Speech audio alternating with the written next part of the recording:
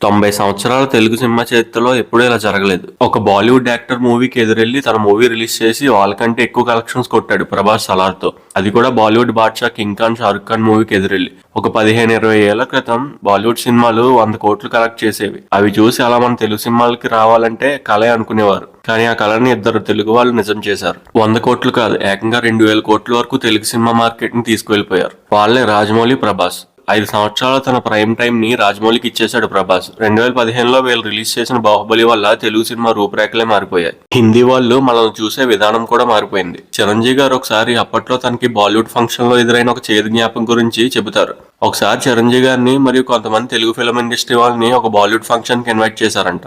Invite చేశారు కదా అని వెళ్తే అక్కడ ఒక్కరు కూడా సరిగ్గా రిసీవ్ చేసుకోలేదంట. ఆ ఫంక్షన్ లో ఫొటోస్ కూడా అన్ని బాలీవుడ్ యాక్టర్స్ పెట్టారంట. ఒకరిది కూడా తెలుగు యాక్టర్ది పెట్టలేదంట.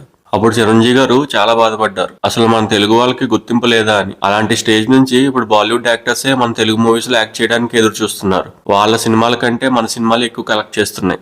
దీనికి కారణమైన ఇద్దరిని మాత్రం మనం ఎప్పుడూ గుర్తుపెట్టుకోవాలి. వాళ్ళే ప్రభాస్ అండ్ రాజమౌళి. వీళ్ళు బాహుబలి కోసం పెట్టిన బడ్జెట్ చాలా రిస్క్ చేసి పెట్టారు. ఈ సినిమా తీసే టైంకి తెలుగులో అంత మార్కెట్ లేదు. ధైర్యం చేసి ఒక అడుగు వేశారు కాబట్టే ఈ రోజు ఇంకొన్ని పాన్ ఇండియా సినిమాలు వస్తున్నాయి.